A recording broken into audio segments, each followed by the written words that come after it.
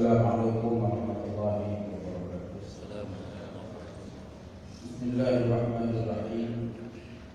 Alhamdulillahilladzi arsala rasulahu bil huda wa dinil haqq liyudhhirahu 'ala ad-dini kullihi wa law karihal kafirun. Asyhadu an la ilaha illallah wahdahu la syarika lahu wa asyhadu anna Muhammadan 'abduhu wa rasuluh. Allahumma shalli 'ala sayyidina wa habibina wa syafi'ina wa dhukrina wa maulana Muhammad wa 'ala alihi wa sahbihi ajma'in.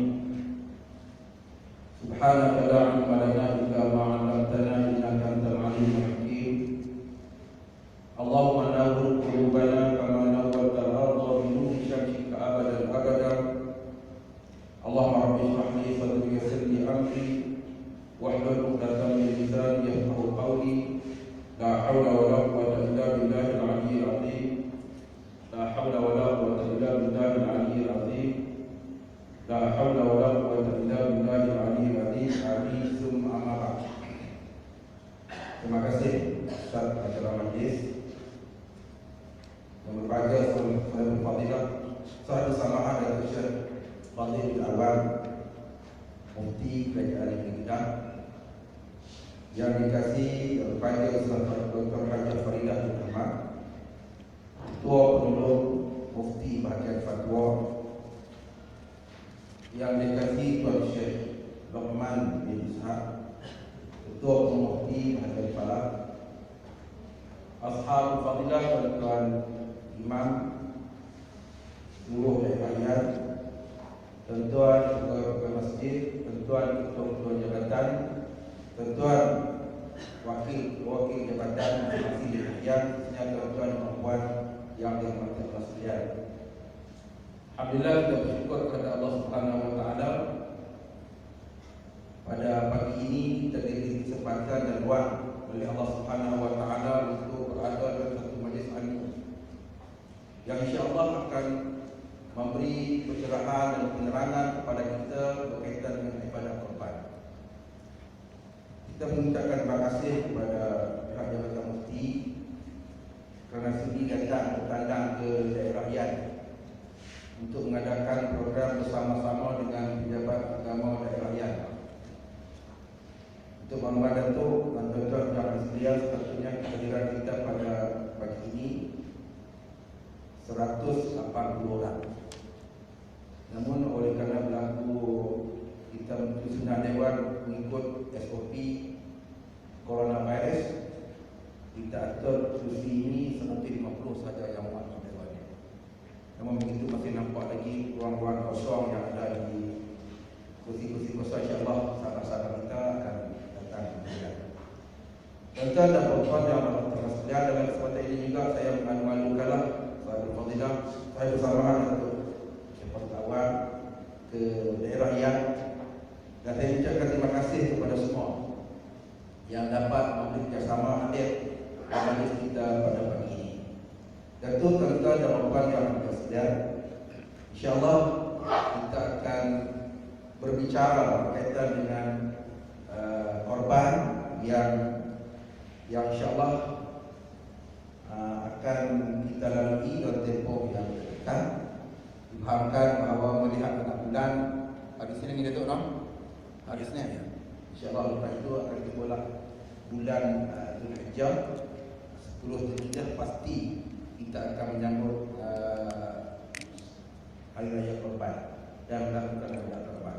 Kalau dalam kesempatan ini Jabatan Mufti telah mengukakan satu tajuk kepada kita, iaitu ibadah korban pasca COVID-19. InsyaAllah kita akan membicarakan berkaitan dengan tajuk ini dan mungkin permasalahan-permasalahan yang akan dijelaskan oleh dua panel yang datang daripada Jabatan Mufti, iaitu Datuk Syahid Samar sendiri yang akan menjelaskan kepada kita tentang isu-isu yang timbul. Yang saya ingat saya tidak perlu perkenalkanlah, siapa tak kenal Datuk Syahid Samar ini. Kalau tak kenal itu teruk sangatlah kita. Mati muda. Mati muda tu juga. Siapa tak kenal dia lepas ni mati. Dan yang kedua, panel kita yang kedua Berbahagia Ustazah Dr. Hajjah Faridah bin Ahmad, Ketua Pulau Mufti Bahagian Fatwa. Dalam kesempatan ini kita nak ucapkan tahniah kepada yang berbahagia Dr. Ustazah Hajjah Faridah ini kerana telah berjaya dalam pengajiannya, mempunyai Doktor Falsafah. Tahniah Doktor. Bukan senang kita nak boleh pergi mengaji madrasah besut dunia lah, besut Doktor dia sunat. Tapi mengaji akhirat ni lagi hayat di kandung badan, tetap kita nak mengaji. Alhamdulillah, bersyukur kepada Allah Subhanahu Wa Taala dengan kedua-dua panel yang tak asing lagi dalam bidang dakwah di negeri Kedah ini khususnya. InsyaAllah kita akan dapatlah sedikit penjelasan berkaitan dengan apa yang topik yang ditarakan kepada kita pada hari ini. Dan tu tuan-tuan dan puan sekalian, kita format bicara kita pada hari ini, saya sebagai hari ini mengadil lah.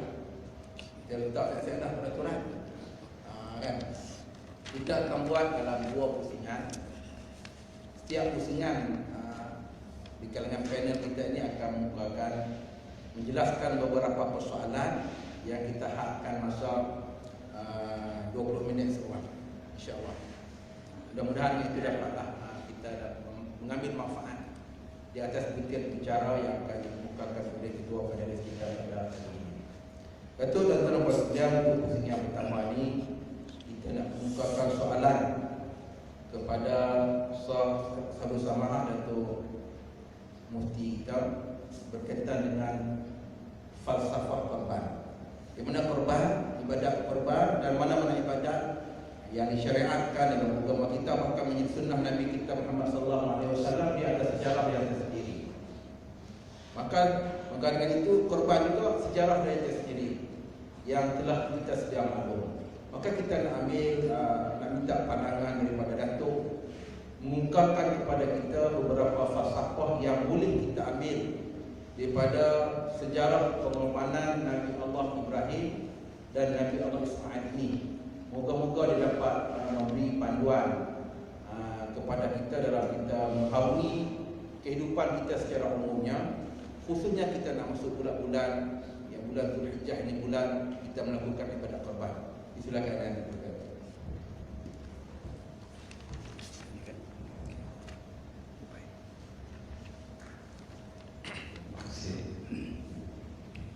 Assalamualaikum warahmatullahi wabarakatuh. Alhamdulillahirrahmanirrahim wa bihi nasta'in ala umuri dunya waddin. Wassalatu wassalamu ala sayyidina Muhammadin al-amin wa ala alihi wa ashabihi wa man sara ala nahjihi wastanna bi sunnatihi wa ihtada bi hadihi wa man da'a bi da'watihi ila yaumiddin. Amma ba'd. Yang berbahagia Tuan Syekh Naim Muhammad Naim Nabi Ahmad selaku moderator majlis bicara fatwa kita pada pagi ini, yang juga sebagai pegawai agama dan rakyat. Terima kasih kerana studi dan menerima hasrat kami untuk turun padang ke daerah ini dalam siri bicara fatwa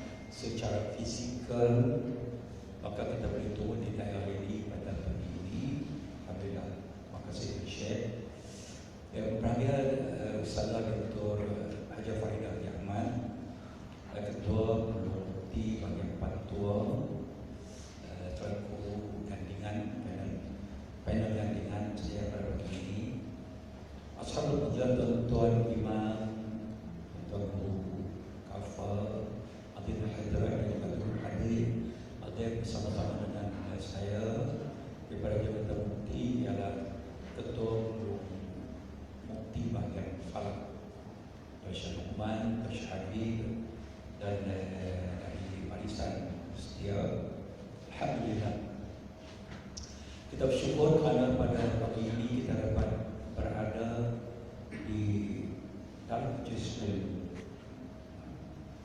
Kita duduk dalam majlis ilmu ini memang besar banyak faedah dia. Ya. Nabi memberitahu kepada kita antaranya Allah akan permudahkan jalan kita ke syurga. Sahalallahu lahu bihi tariqan ila jannah. Allah permudahkan jalan ke syurga bagi mereka yang duduk dalam majlis ilmu untuk ilmu. Malaikat rahmat juga turut menghampar sayang rahmatnya untuk kita. Alhamdulillah. Dan berdoa maghfirah untuk kita. Baik, cuma tajuk bicara bukti yang kita pilih ini ibadah kurban pasca COVID-19. Tajuk pening lah. Tuan-tuan tak pening kata tajuk tu. Ibadah kurban pasca COVID-19. Ayat bukan pernah dengar sebelum ni. Sampai COVID timbul benda-benda macam ni dah. Yang nak buat dalam soalan yang Tuan Syekh tanya saya, pasal apa kurban pula? Pasal apa? Keman. Soalan tu kena tanya orang pasal apa ni, doktor pasal apa baru kena. Tak apalah saya cuba tengok tu, korek tengok, cakap tengok. Baik, yang pertama, Alhamdulillah, kita tak lama lagi dah nak menyambut Hari Raya. Dan bukan saja Hari Raya, kita bermula daripada kita berada pada 1 Zulhijjah, yang kita telah berada satu masa yang oleh kebanyakan para mufassirin mentafsirkan ayat surah Al-Fajr. Bismillahirrahmanirrahim. Wal fajr wa layalin ashr wasyaf'i wal watr. Allah bersumpah dengan waktu fajar. Allah bersumpah dengan layalin ashr. Itu semua sumpah-sumpah belaka. Wasyaf'i wal watr. Semua Allah sumpah. Apabila Allah Subhanahu wa taala bersumpah dengan satu-satu perkara dalam Al-Quran, menunjukkan besarnya benda itu. Al-Fajr, waktu fajar, waktu pagi, matahari tak naik lagi tu. Maka menunjukkan waktu fajar itu waktu yang besar faedahnya, yang ada keberkatan padanya. Sebab itu Nabi SAW dalam soal nak mengajak kita untuk berpagi-pagi, awal, bangun awal. Fajar tu awal lah.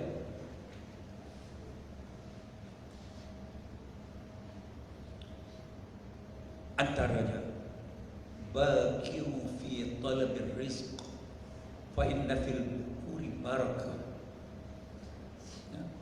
Nabi kata nak cari rezeki, cari pagi-pagi, awal-awal pagi. Bakiru mana pagi, awal, waktu fajar tu, dah masa. Fi talabir rizqi, dalam nak cari rezeki, fa inna fil bukurati barakah. Kita buat apa di awal-awal pagi pada waktu itu ada keberkatannya. Baik. Walayalin ashr. Kebanyakan para mufassirin mentafsirkan ialah layal malam-malam 10 ni bermula daripada 1 Zulhijjah sampai kepada 10 Zulhijjah. Ada di sana hari Arafah, hari 9. Ada di sana raya haji, hari yang ke-10. Ada 3 hari selepas itu yang namanya Eid Tashrik. Ada di situ. Yang Nabi SAW memberitahu kepada kita bahawa amal ibadat yang kita lakukan pada 10 hari ini, pertama sampai hari 10 itu, lebih besar nilainya daripada al-jihad fi sabilillah. Amalan-amalan yang dilakukan itu disukai oleh Allah dan nilai dia lebih besar daripada al-jihad fi sabilillah. Pada mulanya Nabi beritahu lebih disukai oleh Allah. Ditanya oleh sahabat, Walal jihad fi sabilillah. Macam mana kalau kita nak compare tengok dengan jihad fi sabilillah? Nabi kata jika dikomparekan dengan jihad fi sabilillah sekalipun besar ni amal ibadat yang dilakukan pada 10 hari ini, melainkan kata Nabi, orang yang keluar pergi berjihad, dia pergi sana, dia mati, dia tak balik dah. Yang tu boleh kita. Ni kita akan dekat dengan hari itu. Ambil peluang, ambil kesempatan, buat amal ibadat banyak-banyak. Ya. Ada di sini layalin ashr, dan harinya ini ada yang kita nak cakap hari ini, ibadah kurban. Ibadah kurban. Kita tak cakap lah bila dah ditanya pasal falsafah, kita tak habaklah lembu jenis macam mana, umur dia berapa, kambing, unta, tak cakap lah. Bila kata falsafah itu yang tersirat hikmah. Itu Imam pun berkidah dan khutbah anak Korea. Baik. Bila kita tengok, kita kaji di sebalik yang tersurat, yang zahir, apa yang ada di sana, pengorbanan, ujian. Maka ibadah kurban ini mana terselit di dalamnya itu ujian Allah Subhanahu wa taala. Allah dah uji kepada kita. Dan kalau tadi dia rujuk terus kepada sejarah ibadah kurban oleh Nabi Ibrahim dan juga anaknya Nabi Ismail alaihi wassalam, satu bentuk pengorbanan, ujian yang begitu besar. Allah perintah Nabi Ibrahim alaihissalam untuk melakukan kurban dalam bentuk sembelih anak dia, Nabi Ismail. Sebab itu Allah sebut dalam ayat menceritakan kisah ini, inna hadza la bala'un azim.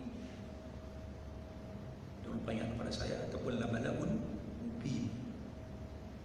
Satu ujian yang sangat besar. Kalau kita tengok dari segi rintitan sejarah dia pula, masa Nabi Ismail kecil lagi, duduk dalam bedung lagi, Allah perintah Nabi Ibrahim supaya bawa isteri dia Siti Hajar dan anak kecil itu main tinggal di satu tempat, di satu lembah yang disebut oleh Allah dalam Al-Quran biwadin ghairi dhi zar'in inda baitikal muharram. Dah suruh pisah dah, bawa anak yang masih kecil, isteri dia 2 orang saja, main tempatkan di satu wadi lembah ghairi dhi zar'in inda baitikal muharram. Ingat, balik di Palestin. Lepas tu ulang mai tengok yang terakhir, diperintah pula suruh sembelih anak yang rindu pun tak pernah hilang lagi. Tak daripada kecil, tak hilang rindu, sayang tak tahu nak cerita, suruh sembelih pula. Si bapa ni bila dah berkali-kali dalam mimpinya serupa benda yang sama, dapat memahami bahawa ini adalah satu perintah Allah yang mesti dilaksanakan. Maka dia pun bila sampai masa dia, Nabi Ibrahim beritahu kepada anak dia, ya bunayya inni ara fil manami anni azbahuk fanzur madza tara. Qala ya abati if'al ma tu'mar satajiduni insyaallah minas sabirin. Dia tanya anak dia, dia kata dia mimpi berkali-kali Allah Ta'ala perintah supaya sembelih, anni azbahuk. Allah suruh ayah sembelih, cek fansub mazal taruh, apa yang anak kata? Qala ya abati fa'al ma tu'mar. Anak tak fikir panjang dah, tak fikir panjang dah, terus bagi tahu kepada ayah dia, if'al ma tu'mar, lakukan apa yang diperintahkan. satajiduni insyaallah minas sabirin. Saya akan bersabar menerima ujian ini. Kita dapat melihat anak ini dibesarkan oleh mak. Dibesarkan oleh mak, ayah ada juga tapi dia jauh. Bagaimana seorang anak ini berjaya memberi pendidikan keimanan yang begitu tinggi nilainya. Kehebatan seorang ibu mendidik anak. Diberitahu Allah Subhanahu wa taala suruh sembelih anak, anni azbahuk. Fanzur mazal tara. Anak kata apa? Dia kata apa? Ya abati fa'al ma tu'mar. Wahai ayah, lakukan saja.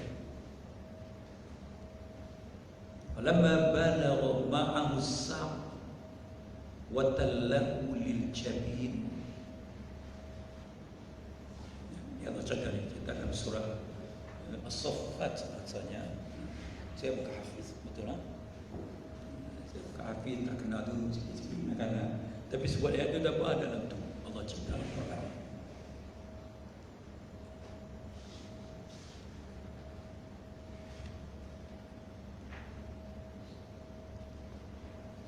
Bila mana Nabi Ibrahim telah mendengar kata-kata yang sangat meyakinkan daripada anaknya tadi, satajiduni insyaallah minas sabirin, dia pun nak melakukan.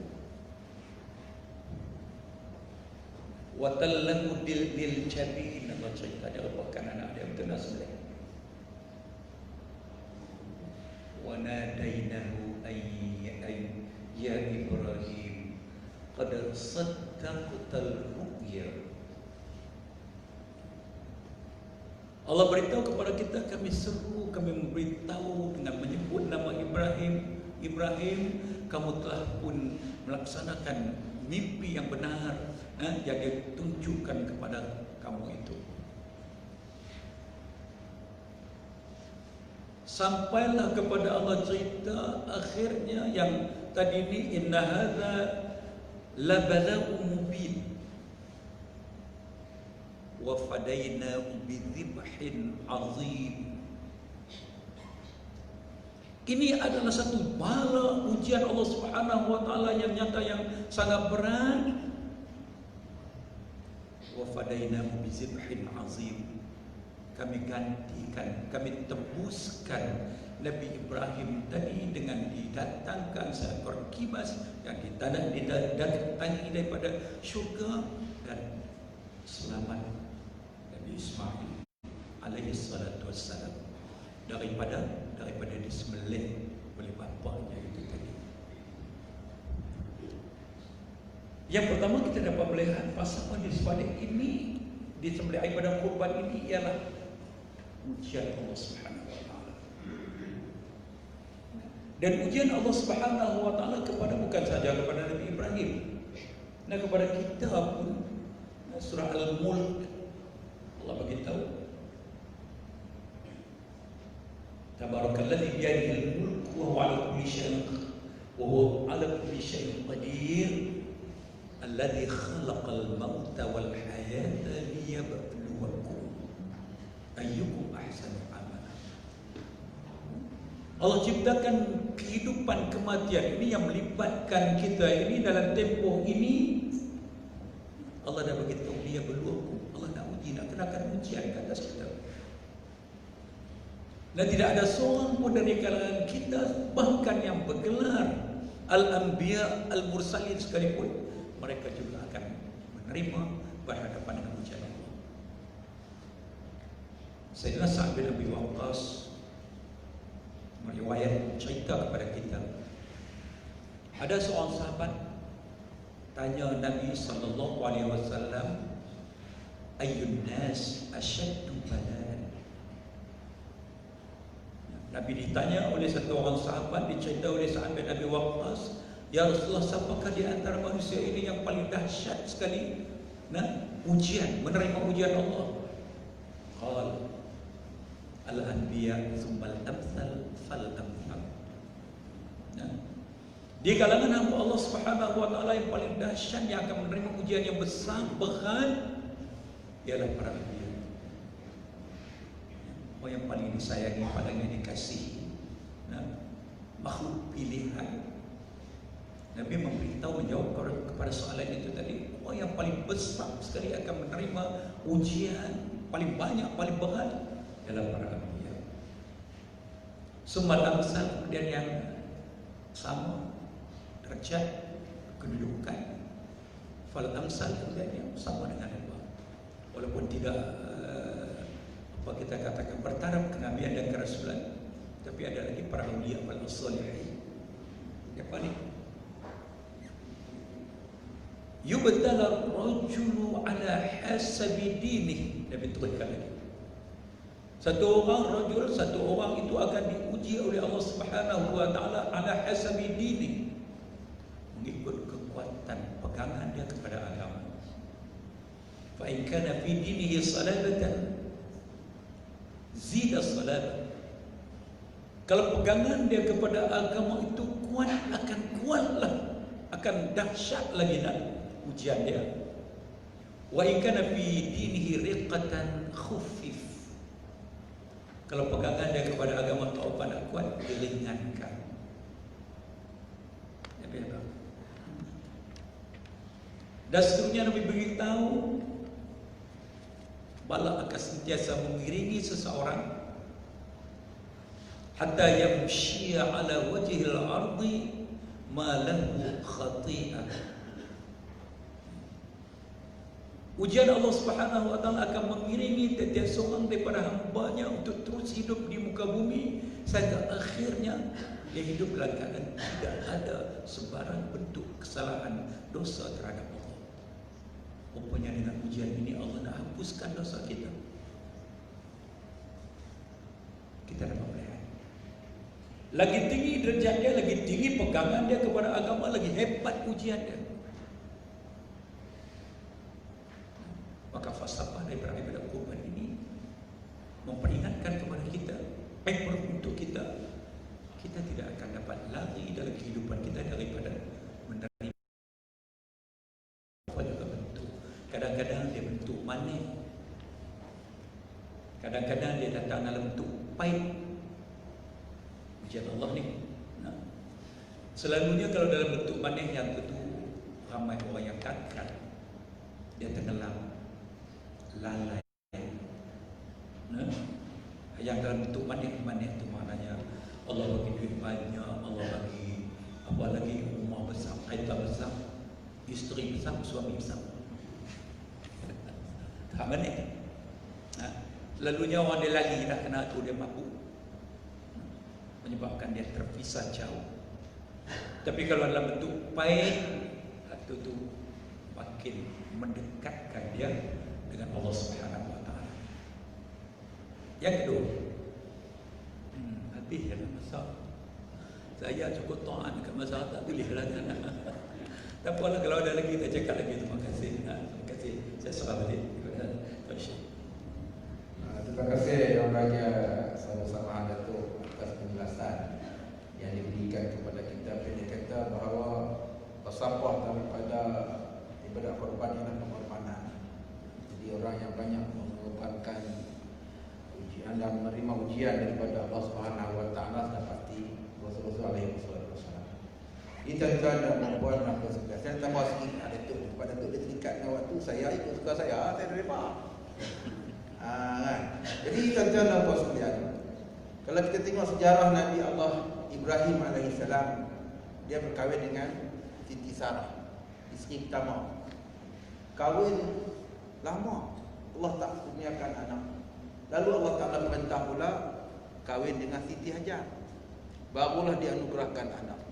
Dah kahwin lama dah, barulah dapat anak. Sudah sentuh kerinduan seorang bapa, ibu dan bapa kepada seorang anak tu sudah ke tahap, orang kata tahap yang begitu tinggi. Maka Allah uji dia. Anda kata ujian yang besar ni Allah Ta'ala uji Nabi Allah Ibrahim AS. Anak yang baru lahir, yang masih kecil, diperintah letakkan di tempat biwadin ghairi zar'in, iaitu tempat yang tak ada tumbuh-tumbuhan. Sudah tentu merupakan satu cabaran yang cukup besar lah. kepada Nabi Allah Ibrahim AS. Namun perintah Allah Subhanahu Wa Taala tetap dituruti, dilaksanakan walaupun terpaksa berpisah dengan anak yang kecil, isteri muda nak kata kalau lagi lama tak apa kot, betul? Kan nak tinggal dia hak muda pula. Itu pun Allah Taala perintah. Ini merupakan betul-betul ujian yang dilalui oleh Nabi Allah Ibrahim alaihissalam. Maka inilah perkara-perkara yang kita yang nak masuk musim korban ini, perkara yang patut kita hayati dalam kehidupan kita. Moga-moga dengan itu kita yang melakukan sembelihan korban ini, rasanya ujian kita tu, cabaran kita tu nipis sangat kan. Takat nak keluar sebahagian daripada duit kita itu dengan 650, 700 itu nak banding dengan pengorbanan yang besar ini tidak dapat dia boleh. Dengan kita membicarakan tajuk pada pagi ini, bicara fatwa ini, insya-Allah akan membuka ruang kepada kita untuk bagi siapa-siapa yang belum merancang untuk nak melakukan ibadat korban, masih ada ruang dan kesempatan kepada kita untuk melakukan ibadat ini. Kadang-kadang kita ni malas nak fikir kan. Dia kata musim Covid ni tak buat apa, sembahyang pun mufti tak bagi pi orang ni. Takat 12 kan. Kemudian boleh cakap 40 dekat kat tengah seronok. Kan, terima kasih boleh dekat mufti. Kemudian boleh pula keluasa ikut keluasa baik lagi angkat tangan besar. Ini maknanya tuan-tuan dan sekalian, ini merupakan sebahagian daripada apa yang kita lalui. Moga-moga dengan apa yang dijelaskan oleh sahabat Samahat tadi dapatlah memberi penjelasan kepada kita tentang semangat korban ini. Tuan-tuan dan puan yang dirahmati Allah sekalian, kita nak pergi pula kepada panel yang kedua, yang bagi Ustazah Dr. Ajam Faridah bin Ahmad, berkaitan dengan pengertian kepada korban itu sendiri.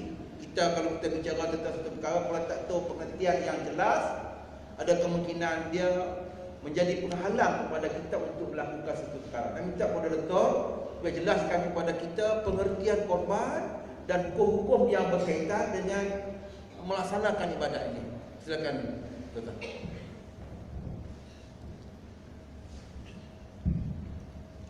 Bismillahirrahmanirrahim. Assalamualaikum warahmatullahi wabarakatuh. Alhamdulillahilladzi arsala rasulahu bil huda wa dinil haqq liyudhhirahu 'ala ad-dini kullihi wa kafa billahi shahida. Wassalatu wassalamu 'ala Rasulillah wa 'ala alihi wa ashabihi wa man sara 'ala nahjihi ila yaumiddin.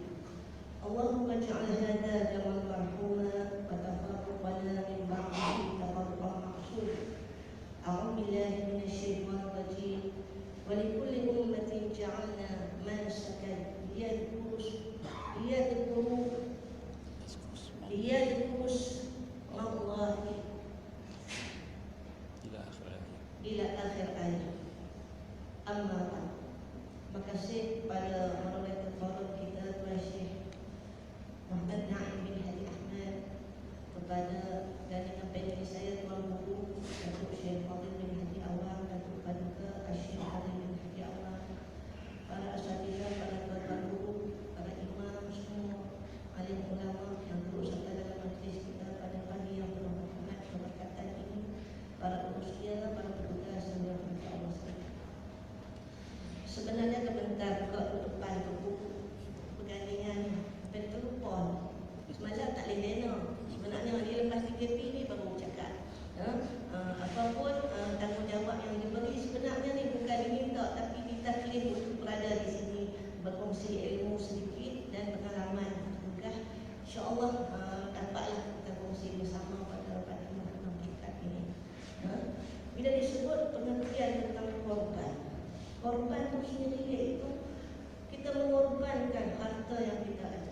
Tak kira apa itu dari segi istilahinya yang kita lakukan. Tetapi dalam konsep ibadah korban dalam musim Hari Raya Aidil Adha ini disebut oleh Dr. Wahbah Al-Zuhairi dalam kitabnya Fiqh Al-Islami wa Adilatuh, iaitu ma yudbahu min bahimatil an'am fi yaumil adha ila akhir ayyam at-tashriq taqarruban lillahi subhanahu wa ta'ala. Itu dia punya istilah. Apa yang disembelih daripada binatang ternakan yang kamu ada pada hari nahar, iaitu hari sembelihan, hari raya Aidil Adha itu sendiri, dan 3 hari tasyrik yang selepas itu, sebagai taqarrub. Taqarrub itu apa dia? Kita nak dekatkan diri kita kepada Allah Subhanahu wa ta'ala. Nikmat mensyukuri atas apa yang kita nikmati pada hari ini, harta yang kita peroleh. Kita spesifik saja untuk melakukan ibadat Quran.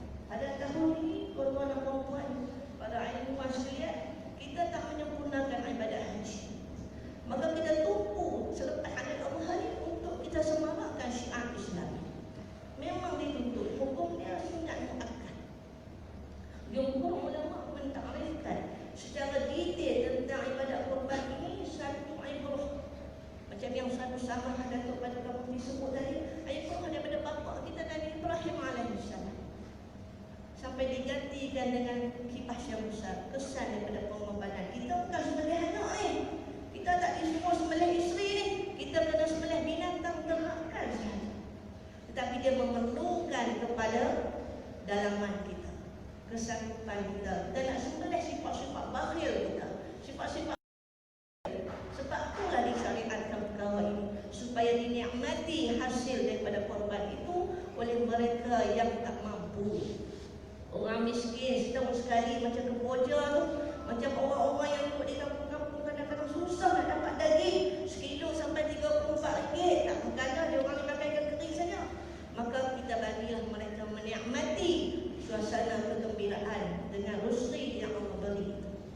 Tuan-tuan para hadirin yang dirahmati Allah sekalian, dari segi aspek hukum syarak, daging ataupun yang kita kata binatang yang kita nak sembelih itu, kalau macam lembu usianya 2 tahun, 2 tahun ataupun kambing 2 tahun menginjak ke 3 tahun, yang dah cukup inilah semua tu syarat-syarat.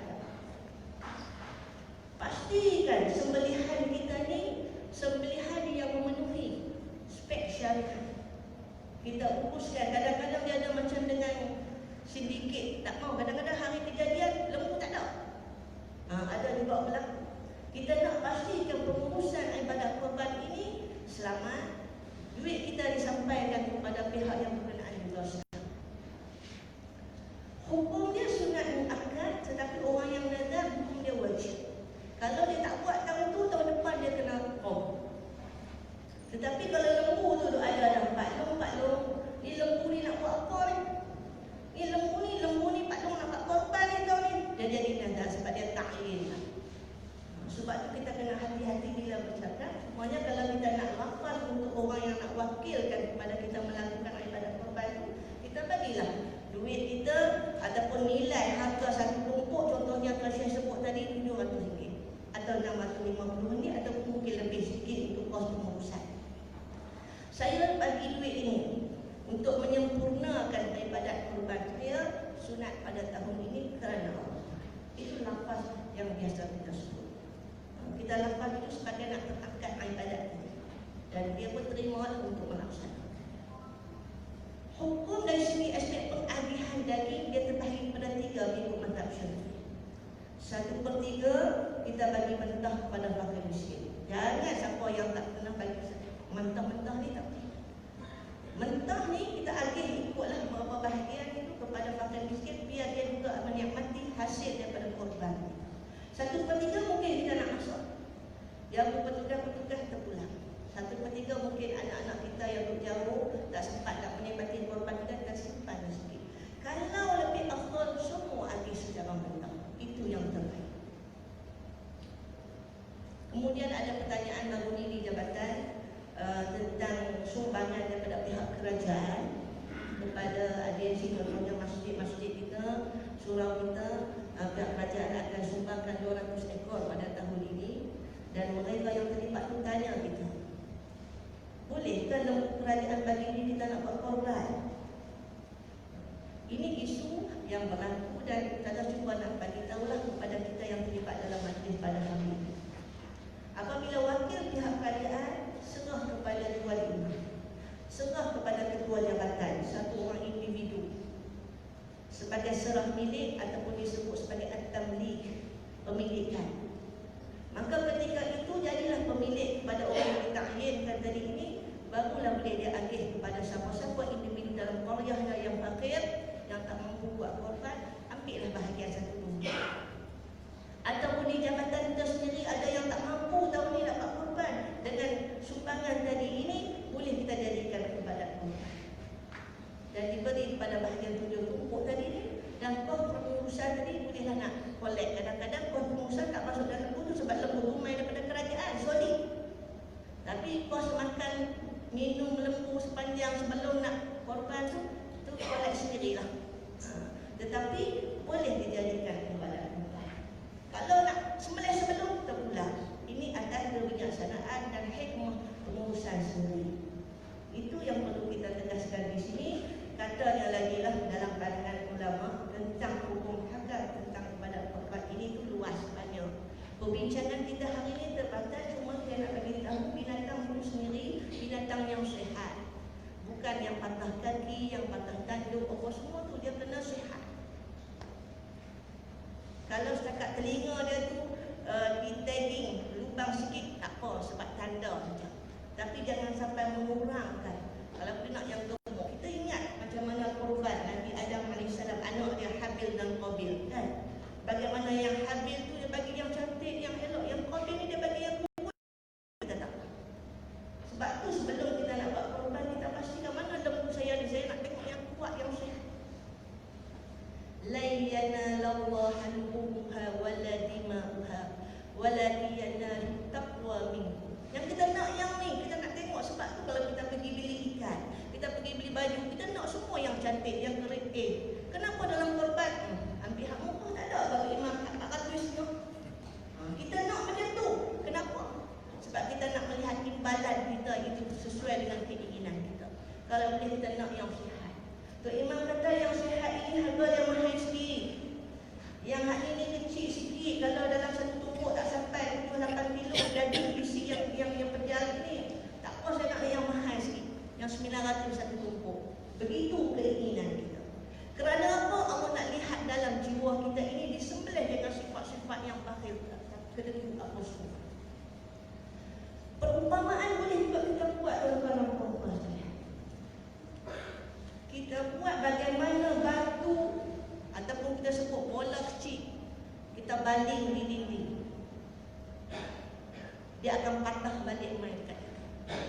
Begitu juga dalam ibadat korban ini. Kalau kita dah bagi sumbangan RM700 dengan hati yang takwa, penuh keikhlasan keimanan, dia akan patah balik kepada kita. Allah bagi ketenangan, Allah bagi kebahagiaan, Allah bagi benda-benda yang lebih besar daripada RM700. Tetapi kalau kita belanja RM700, kita tak rasa apa, kita rasa sikit kan. Contoh kalau anak-anak muda mereka tengok Malaysia cepat beli, tak apa. Itu kita ambil bola, kita balik dalam laut. Bola kita balik dalam sungai, dia tak patah balik main kat kita. Sebab itulah kalau boleh kita nak tengok di mana tempat kita nak meletakkan harta kita, supaya kita nak berniaga dengan Allah, memberi keuntungan kepada pemiliknya. Tunjikum min adabin alim. Kalau dalam suatu suatu disebutlah mau tak berniaga dengan Allah. Inilah perniagaan yang menguntungkan. Setiap bulu-bulu yang apa yang dikorbankan itu semua tu hasanah. As-sufuh disebut tu bulu, sya'ru dia punya rambut-rambut, semua tu ada kebaikan. Darah yang tumpah itu tak sampai ke lantai, Allah dah angkat dah darajat juga. Inilah sebenarnya yang kita nak, roh daripada ibadat korban ini. Kita rasa puas dengan nikmat setahun Allah bagi dekat kita. Kita space RM700 saja untuk perkara yang kebaikan. Datuk, kalau kita tengok balik sejarah, orang yang nak melakukan kebaikan, dia perlu di-i'lan di WhatsApp, di apa semua. Bagaimana kita tengok Nabi Ibrahim alaihissalam, Nabi Ismail alaihissalam dan Siti Hajar. Mereka tiga ni package. Kalau kita tengok masa hijrah pun, Nabi berjaya daripada Mekah ke Madinah, package yang bekerja untuk menjual medan Allah Ta'ala ni. Dia punya orang watak-watak pemain dia tu, orang yang dipilih. Sayyidina Abu Bakar, Sayyidina Ali kan, sampai berjaya sampai ke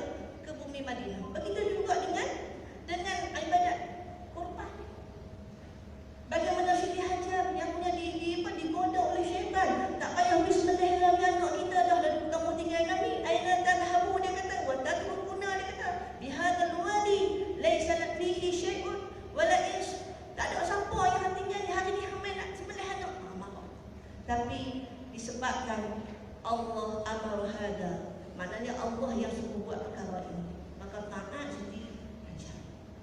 Mai pula anak tadi pula kata macam tu juga. Ya abati fa'al ma tu'mar sanadini insyaallah minas sabirin. Kalau anak kita, ayuh nak sembelih je, belum nak, macam tu dia punya argument ataupun kita kata apa tadi, hal yang berlaku. Tetapi kita nak lihat di sini orang yang nak menyempurnakan ibadat korban, ciri-ciri mereka tu ada sifat iman dan takwa melekat dalam jiwa dia, dan dia tak perlu dipaksa, menyerah kepada Allah atas harta yang diberikan. Maka ketika inilah kita melakukan sesuatu tuntutan tuan-tuan dan puan-puan sekalian untuk meraih nikmat takwa daripada Allah. Muhbitin wa basyiril muhbitin, berilah berita gembira kepada mereka yang mentaati perintah Allah. Mudah-mudahan ada dalam kalangan kita ni dah buka, dah bagi nama dah banyak dah sedikit sebagai tanda keinginan kita untuk melakukan ibadat korban. Mudah-mudahan kita berdoa ibadat korban kita yang kita lakukan inilah yang terbaik, yang akan menjadi syafaat kepada kita di hari akhirat. Mudah-mudahan dari hukum yang lain tu tuan-tuan dan puan-puan boleh lihat sendirilah, banyak cerita, cuma yang kita nak kongsi di sini secara asas sahaja. Perkara sunat sembelihan, kata apa? Bagi makan makanan yang elok-elok kepada lembu tadi. Kalau nak menjadikan ibadat korban, jangan biar dia macam tu saja. Sebelum nak buat lakukan korban tu 3-4 hari tengok dia keadaan dia, jaga dia. Lepas tu masa kita nak berlaku, nak merubah dia, buat secara pelan-pelan. Jangan menyiksa dia. Tajamkan pisau yang nak. Itu semua dari segi sunnah. Selawatnya, bismillah. Dan makruh, makruh kalau kita lakukan perkara-perkara yang tak baik, seperti mana kita potong tanduk dia tak pedih, kita siksa dia tak pedih, kita pisau-pisau buat depan mata dia tak pedih, dia ada perasaan. Jadi semua tu perkara-perkara yang lain, dan kita dah rasa semua dah, para kita semua yang hadirin maklum tentang perkara itu. Cuma kita nak tegahkan di sini supaya kalau boleh harta yang kita korbankan membentuk lembu, daging semua ni, biarlah orang-orang yang berhak menikmatinya. Khususkanlah lebih baik untuk orang yang miskin. Mudah-mudahan kita mendapat keberkatan insya-Allah. Terima kasih, kita tak tunggu. Terima kasih Dr.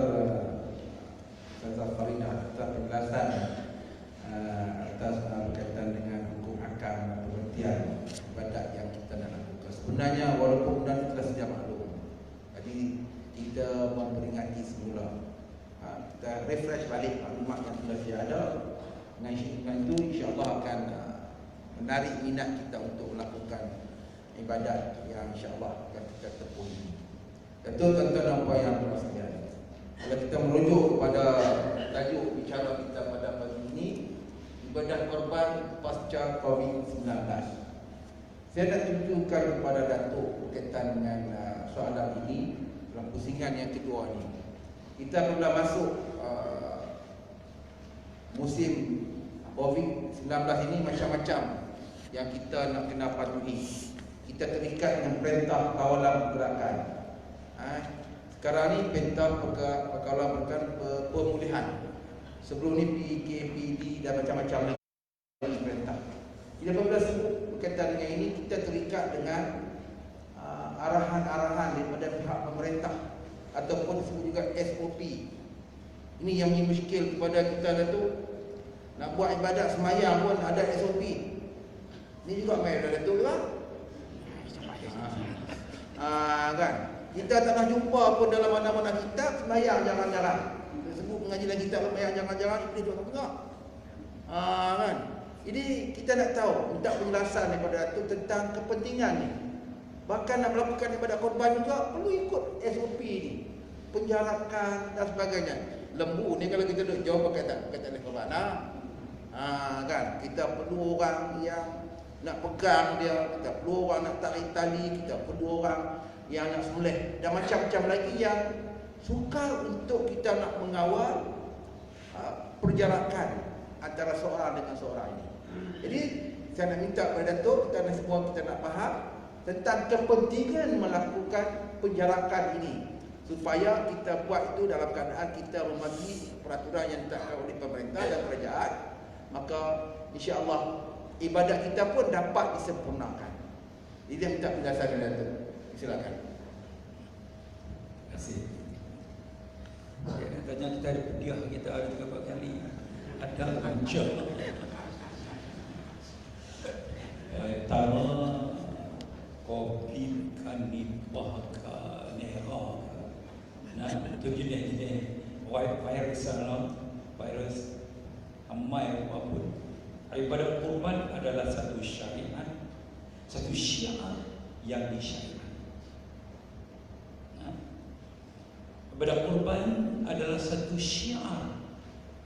Bila kata syiar, maknanya menjadi tuntutan syara ke atas kita umat-umat Islam supaya kita melakukan, iaitu bagi mereka yang ada kemampuan. Syiar.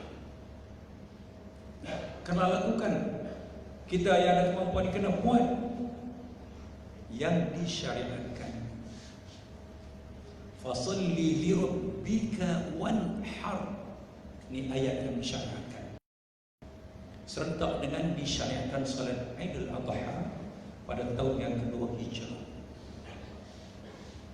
Jadi sebab itu kita katakan dia mainlah COVID ke apakah sekalipun, kita tetap dituntut untuk melakukan. Sedangkan Nabi SAW dalam sepotong hadisnya baginda bersabda, "Man wajada sa'atan falam yudhi fala yaqrabanna musallana," atau kama qala. Siapa yang ada lebihan kemampuan, dia ada kemampuan, dia mampu, falam yudhi, dia tak buat kurban, dia ada kemampuan tapi dia tak buat. Apa kata Nabi seterusnya? Fala yaqrabanna musallana, jangan mai tempat salatnya, jangan mai masjid kami. Besarlah peringatan tu, amaran tu. Nabi tak bagi mai masjid. Bila tak bagi mai masjid ni, banyaklah mana kerugian yang akan dialami. Nabi tak bagi mai. Tak boleh sembahyang dengan Nabi, tak boleh main masjid Nabi, tak boleh dapat gandaan 1000 kali ganda di masjid Nabawi dan sebagainya. Dia kata ada kemampuan kita kena buat. Ya. Tadi disebut oleh Dr. Faridah tadi ini tentang pandangan hukum, sudut pandangan ulama. Hukum kita melakukan ibadah kurban. Ada yang kata wajib berdasarkan kepada hadis tadi ini. Ada yang kata sunat, ada ulama-ulama atau pemazahib yang ada ni kata sunat muakkad. Mana besar tuntutan itu. Satu sunat, amalan sunat yang sangat-sangat dituntut. Sangat-sangat dituntut. Mazhab kita, mazhab Imam Syafi'i kita, sunnatun muakkadah. Dalam satu sudut, dan untuk ahli keluarga sebuah rumah dia panggil sunat kifayah. Sunat kifayah itu maknanya kalau rumah tangga rumah tu ada 3 orang, seorang buat, yang 2 lagi tak buat, minta buat. Sunat kifayah. Maknanya semua buat juga. Baik, maka kita berdepan dengan apa? Dengan COVID. Yang bukan saja dengan sebab COVID ini dia memperkenalkan, dia memaksa kita untuk duduk menerima hakikat new normal. Ya, tabi'ah al-jadidah. Ya, mana kita terpaksa berhadapan dengan satu peraturan yang baru. Semayang pun tadi Syekh Naim kata dia marah, dia kata saya yang suruh ada ke pulau. Ya, satu keputusan yang dibuat di peringkat kebangsaan, patut kebangsaan, muzakarah kebangsaan, dan satu yang bukan saja kita peringkat muzakarah kebangsaan yang memutuskan demikian, tapi setelah mana kita kongsikan pengalaman, kita kongsikan tindakan yang dibuat oleh peringkat antarabangsa oleh ulama-ulama yang lebih hebat lagi. Begitu caranya. Ya. Iaitu dengan membuat satu keputusan yang mengambil kira pandangan daripada mereka yang ada autoriti dalam soal kesihatan ini. Wizarah As-Sihiyah, ya, Kementerian Kesihatan. Gabungan daripada dua pandangan ini, daripada pandangan sudut syariah oleh ulama-ulama kita, agamawan kita, tokoh-tokoh agamawan, dengan digabungkan dengan pandangan oleh mereka yang mempunyai pengalaman, pengetahuan yang mendalam dalam soal kesihatan, soal jangkitan, soal COVID dan sebagainya itu. Ya? Dengan menggabungkan dua pandangan ini, maka terbitlah apa yang dikatakan sebagai new normal. Yang terpaksa dijarakkan. Ya. Walaupun Nabi SAW dalam hadis yang sahih, kalau kita tak depan dengan apa-apa, kena rapat. Kita duduk rapat dari segi membina salat. Tapi bila mana kita berhadapan dengan keadaan yang semacam ini, yang diberi penjelasan secara saintifik oleh mereka yang berpengalaman ahli dalam bidang ini, dapat kata COVID ini akan dapat diputuskan rantaian dia apabila kita melakukan jarak sosial yang sekurang-kurangnya 1 meter. Ada juga pandangan-pandangan yang lain mengatakan kena 2 meter. Bahawa apabila satu kawan A, kalau ada virus ini dalam dia, kalau dia batukkan, dia bersinkan, dia tak sampai kepada kawan yang duduk dalam jarak 1 meter ataupun 1 meter lebih. Dengan mengambil kira pandangan daripada mereka yang pakar dalam bidang ini, maka kita ulama dalam bidang syariah ini, kita tidak berpegang dengan kita semata-mata, kita gunakan. Sebab kita dalam menentukan hukum ini, kita mengambil kira maqasid syariah. Antara maqasid syariah ialah hifzun nafsi. Wajib kita jaga diri, jaga nyawa. Bila mereka yang ada pengalaman, ada kepakaran ini mengatakan kalau duduk dekat, dia jangkit mudah. Dan virus ini sangat berbahaya. Maka kita mengambil kira pandangan mereka, kita jarakkan. Walaupun terpaksa dalam hal ini, terpaksa melakukan sesuatu yang bercanggah dengan sunnah. Yang tadi sunat, rapat-rapatkan suatu sunat, perbetulkan sawu sufufakum sunat.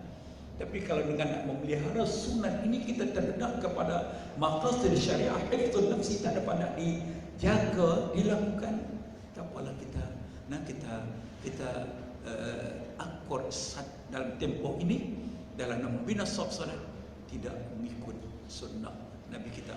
Bukan mana kita meninggal, bukan mana kita menafikan, tapi dengan kita menerima hakikat yang terpaksa kita terima daripada mereka yang ada kebakaran. Maka macam itulah juga kita nak buat korban ni pun dikenakan SOP kepada kita. Korban kita kena buat. Jangan kita jadikan SOP yang kita nampak. Kadang-kadang kita nampak macam berhak pun. Satu kemah dia kata boleh 2-30 orang, nak elak daripada tajamud. Orang ramai mudah jangkit. Dia bagi juga. Saya tengok pandangan di para ulama-ulama di negara-negara Arab. Ada mereka tak bagi terus. Ada di antara mereka yang mendapat info bahawa tak boleh nak duduk sebelah dia. Rupanya dia mai daripada binatang-binatang yang kata COVID ini, coronavirus ini. Jadi dia pemeliharaan lembu juga, binatang juga. Tapi yang menarik, lembu sejenis binatang yang tak akan terjangkit COVID-19 tak kena dia. Ini daripada dia kesihatan ni. Lembu seekor binatang yang COVID-19 ini tak akan terkena pada dia, tak akan menjangkiti dia. Hebat macam tu. Kenyataan yang dibuat oleh mereka KKM. Tapi saya tengok di luar negara, mereka tetap tak bagi. Tak pernah. Tak boleh. Tiba-tiba kita boleh juga, alhamdulillah, dengan SOP yang ada, tak apalah kita patuhlah. Patuh kepada SOP ini sebenarnya samalah juga saya katakan tadi di peringkat antara bangsa sana. Ulama ulama-ulama syariah kita, dia tidak membina hukum berdasarkan kepada pandangan dia sendiri, tapi dengan menggabungkan semua mereka yang ada kepakaran dalam bidang tertentu, maka mereka akur. Kita juga kita akur.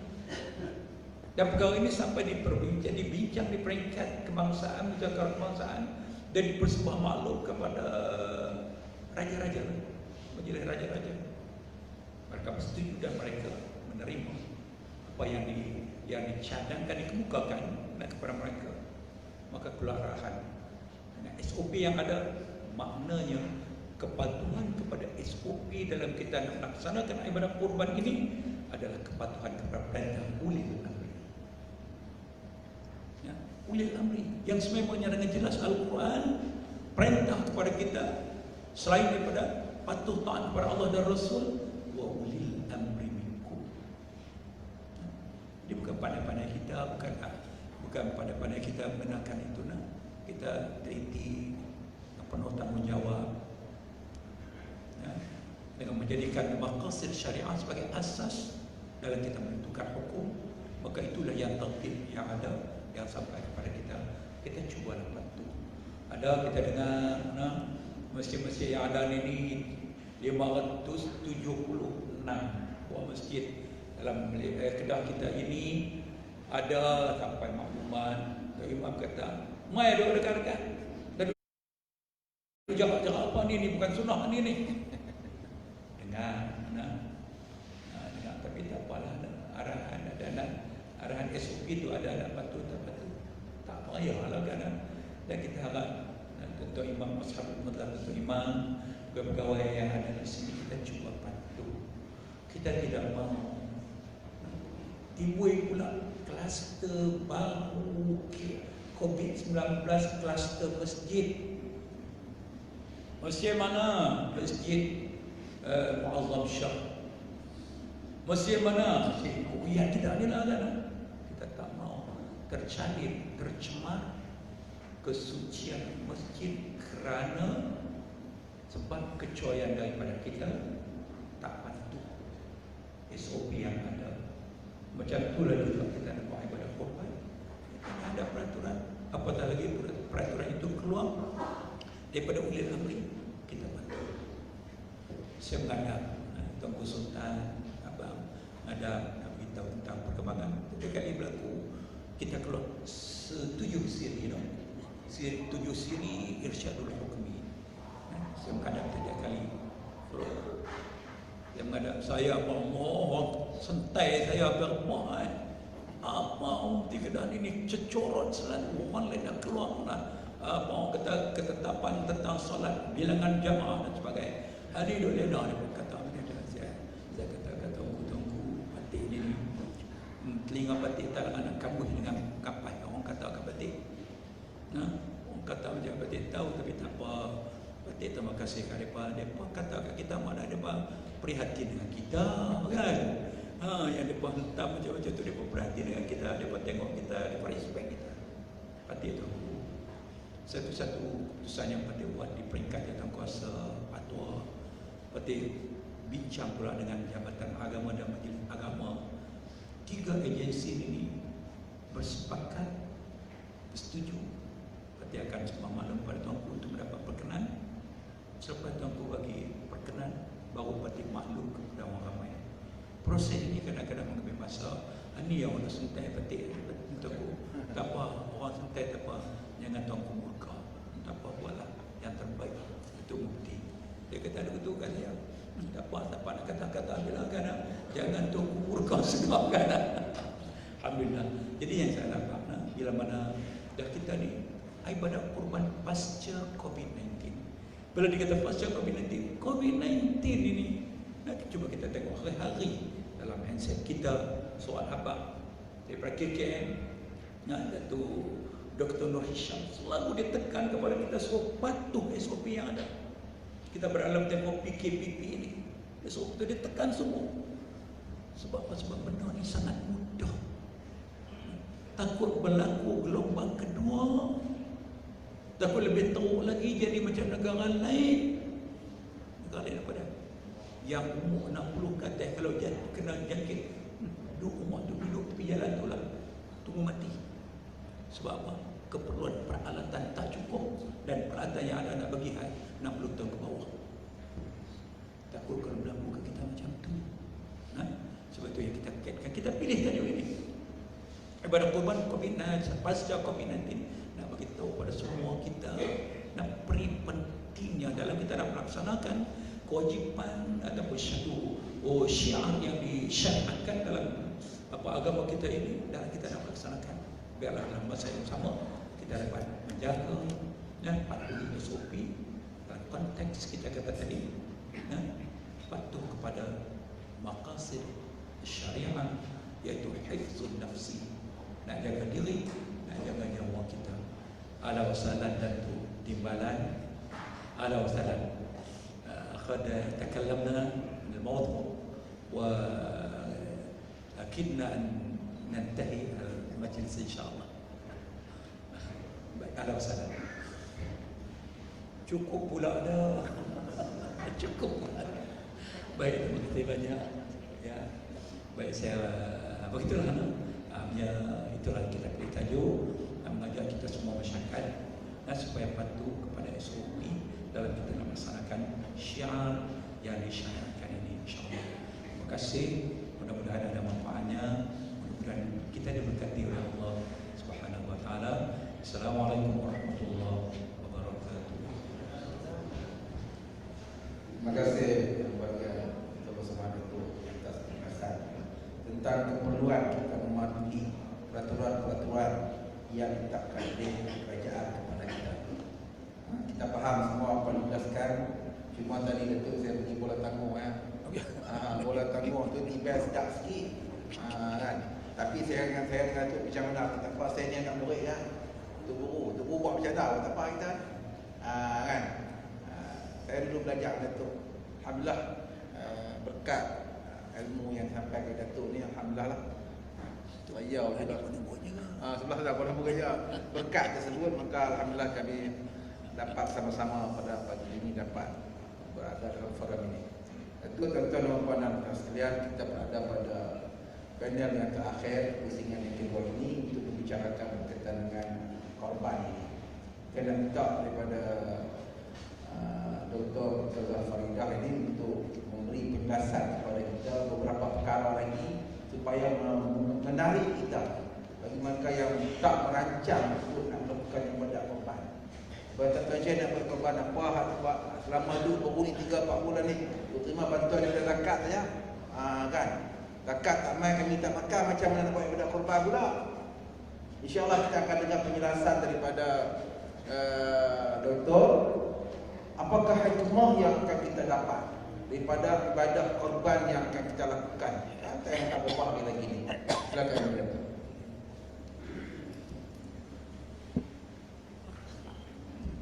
Terima kasih kepada Tuan Forum dan dengan panelis, dan tak lupa juga kepada Datuk Faridah dan Malam yang saya bersama kita pada pagi ini. Serta tuan-tuan dan puan-puan, tuan-tuan yang dirahmati Allah sekalian. Kita berada di fasa yang terakhir sekarang, dan sepanjang yang terakhir membicarakan tentang perjalanan kepada korban di tahun 1440 Hijrah ini. Satu perkara yang besar, kita melaksanakan syariat dan syiar Allah Subhanahu wa taala. Maka kita meletakkan satu penanda aras. Kalau boleh, tahun ini kita nak lakukan yang terbaik dalam pengorbanan ini. Dari segi ibadat korban, duit daripada sumber yang halal, usaha keringat kita bekerja siang dan malam. Kalau saya tengok tadi daripada kawasan dia ni, wah, mata memandang kehijauan, dengan tanaman padi, rezeki yang Allah bagi kepada kita itu, kita ambil sedikit untuk kita kongsi bersama sesama dengan masyarakat Islam. Antara hikmah ada, walaupun tadi disebut supaya COVID kalau menghalang kita untuk melakukan ibadat ini. Ada agensi yang berkenaan dan kita telah keluarkan satu SOP pelaksanaan ibadat korban pasca COVID-19. Antaranya kita tak boleh libatkan orang yang tak sihat dalam majlis kita itu. Hanya petugas dan peserta yang terlibat dalam itu saja yang ada. Dan kita ikut keperluan lah, pergi ke rumah tak adillah daging yang mentah. Kerana Nabi bersabda, la yuridul mumrid ala al-musahhi wa Muslim. Disebut dalam hadis ini tak boleh duk lalu lalang orang yang tak sihat ni dengan orang yang sihat. Lebih-lebih yang tak sihat tu dia ada penyakit berjangkit. Jadi itulah yang disebut oleh Datuk tadi. Kita buat SOP ini untuk nak patuh, nak regangkan, nak elakkan daripada menular semula gelombang yang seterusnya. Kalau ikut kemarin ni 18 bulan, 4 bulan kita duduk dalam tempoh PKP. Alhamdulillah. Perkembangan yang baik, pengurusan dari menangani ini prosesnya cukup cantik. Sebulan kita duduk. Sebab ini fitnah di akhir zaman. Ma asabakum min musibatin fabima kasabat aydikum. Puncanya datang daripada manusia melakukan maksiat yang buat benda-benda yang Allah tak suka. Allah datang satu indah untuk menyadarkan kita semula bahawa kita jauh daripada Allah. Ibadat korban ini nak taqarrub lillahi subhanahu wa ta'ala. Ini proses perlu ini kita kenal. Tuan-tuan dan puan yang dirahmati Allah sekalian. Satu lagi, kalau untuk orang yang tak sihat, contoh, dia duduk di rumah. Ada hadis yang menyatakan bahawa salamatul rajuli fil fitnati ay yalzama baitahu atau kama qala. Duduk di rumah tu lebih baik dalam zaman fitnah di akhir zaman. Lebih baik dalam keadaan kita duduk dalam fasa COVID-19. Kita jangan duduk selesa. Nak kita tengok ramai-ramai minum rokok dah, tengok orang sembelih. Seronok, minum kopi, ada sikit apa semua, balik. Jangan, ini bukan zaman kita sebelum ni. Dah selepas kita kena duduk normal baru yang macam disebut oleh Datuk tadi. Hanya bertugas, hanya berserta. Dan tidak boleh ada kenduri kenapa. Seronok kalau buat kenduri kenapa tak mahu buat ayat asal dengan sup. Tak balik lah, mayang tengok di masjid lain kalau di masjid. Sebab dia jadi satu kebiasaan orang kampung kita ni. Kalau dengan kenduri kenapa, dia jadi satu keseronokan. Sebab itulah tempat untuk eratkan silaturahim. Jadi dalam apa benda lagi yang akan kita dapatkan sebalik ibadat korban kita? Pertama sekali nak melahirkan tanda syukur. Terima kasih kepada Allah Ta'ala. Sepanjang kita berada dalam tempoh COVID-19 ini, Allah tak bagi kemudaratan itu kepada kita, kepada ahli keluarga kita. Selamat. Dia duk dengar orang jauh-jauh sebelah kita tengok Itali tu jatuh kok jalan penuh.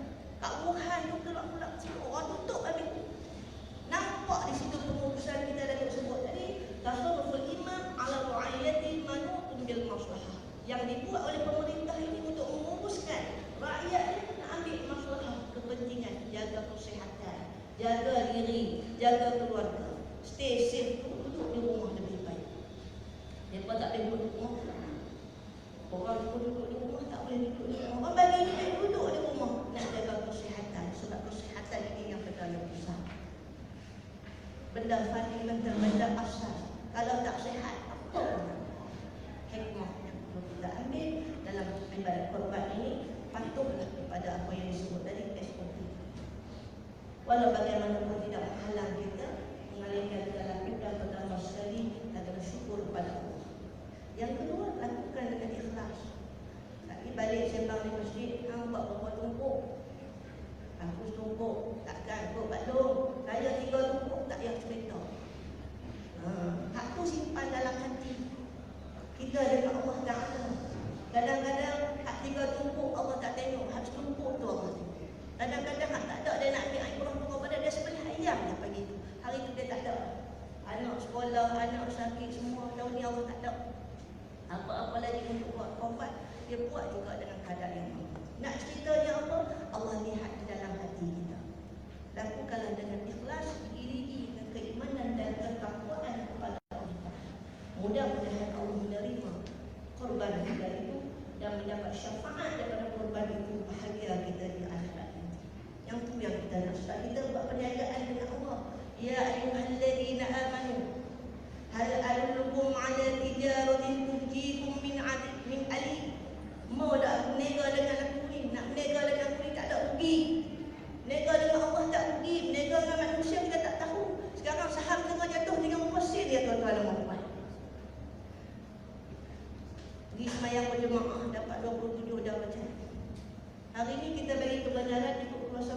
tapi lengang lagi. Hari itu Pak Long tu dia kata kami tak boleh pergi kat masjid. Saya waktu orang azan pakai balik sembahyang di rumah. Pak Long tu lalu depan masjid, dia kata lambai masjid kepik ayam matang. Rindu pada rumah Allah. Berjalan rumah Allah sambil baca doa, Allahumma ja'al fi qalbi nura wa fi basari nura. Itu dituntut. Dari Jumaat tak boleh pergi, rasa satu kehilangan kasih sayang Allah kepada kita. Betul tak? Saya pun tengok masjid. Saya tak pernah sekali lalu nak pergi jalan buat dalam tubuh PKP, ada seorang pakcik tu, dia duduk tepi tingkap masjid, dia baca Quran zaman bulan Ramadan ni, bahasa bulan Ramadan tahun ni dia aktif. Dia curi-curi juga, kalau kita lalu dia takut, dia duduk dia tak buka ikon, dia tak buka. Nak ambil barakah yang aktif dalam Ramadan. Ada orang yang cinta kepada Rasul. Hari ini kita bagi peluang, hari ini kita bagi kesempatan, tetapi masih lagi terikat dengan SOP. Patuhlah untuk kebaikan kita semua, bukan semua. Berpunca daripada solat, kita semua kena duduk dalam keadaan PKP. Begitulah tuan-tuan dan puan-puan sekalian, al-wiqayatu khairun minal ilaj. Maka di sinilah terletak atas tanggungjawab diri kita semua untuk melakukan perkara ini, di samping memelihara kehendak pihak-pihak yang berkenaan supaya pelaksanaan ibadah korban kita selamat, insya-Allah. Seterusnya, apalagi yang akan kita dapat daripada hikmah di sebalik persyariatan ini, di samping kita melihat sirah-sirah tadi, kita lakukan juga perkara ini sebagai ta'abbud ila Allah. Ini perkara yang cukup besar. Sebagai hamba kepada pencipta, bagaimana Nabi Ismail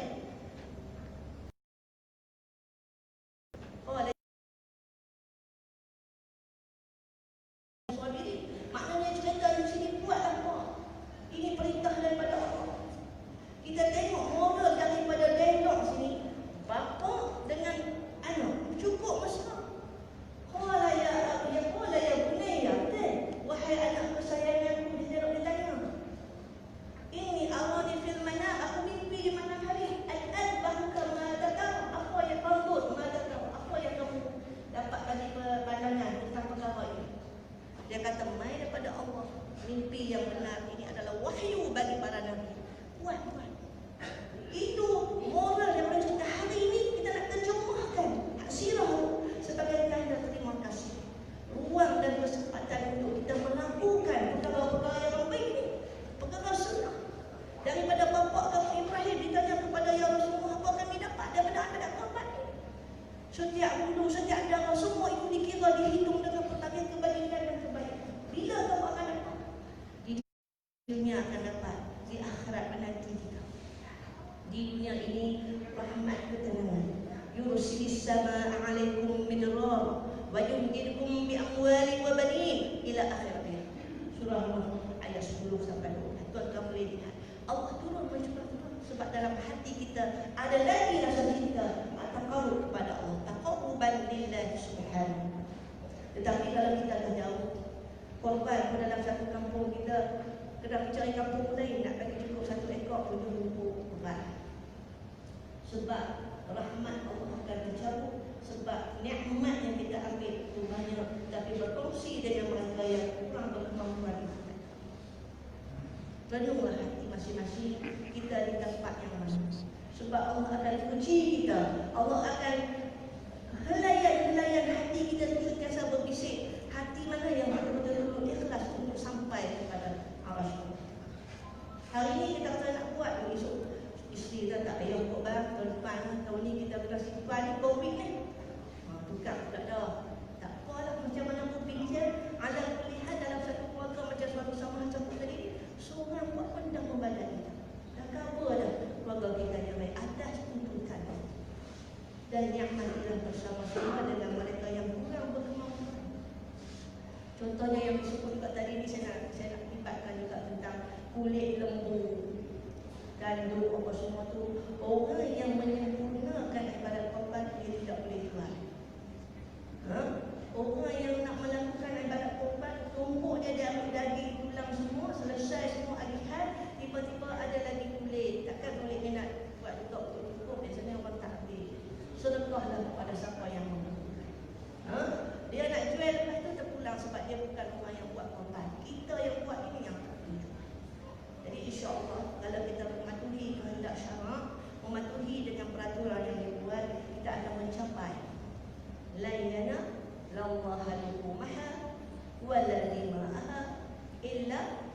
illam walakin yanalu taqwa minkum.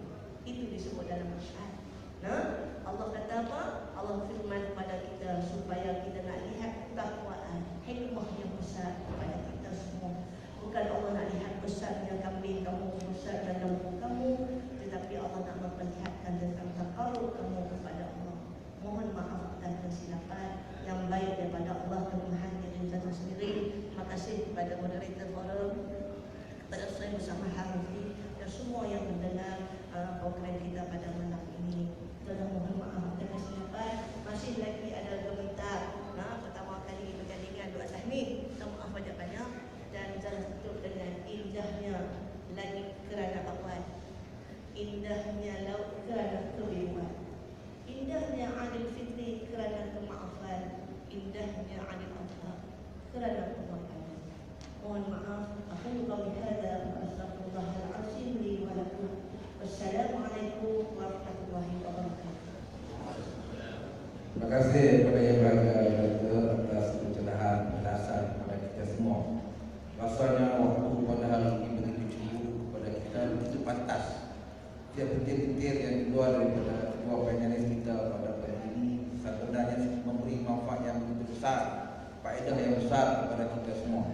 Mudah-mudahan apa yang disampaikan tadi dapat menjadi satu bekal ilmu dan panduan, dan insya-Allah sama-sama kita termasuk di kalangan orang yang merebut peluang melakukan ibadat korban yang masuk pada musim dia pada tahun ini.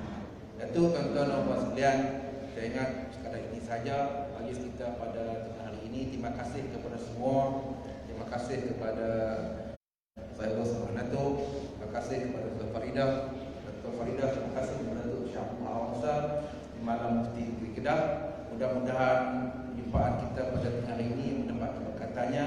Sekadar itu saja, segala kekurangan, segala ketika saya mengemudikan majlis pada tengah hari ini, saya minta maaf. Aku qauli hadza billahi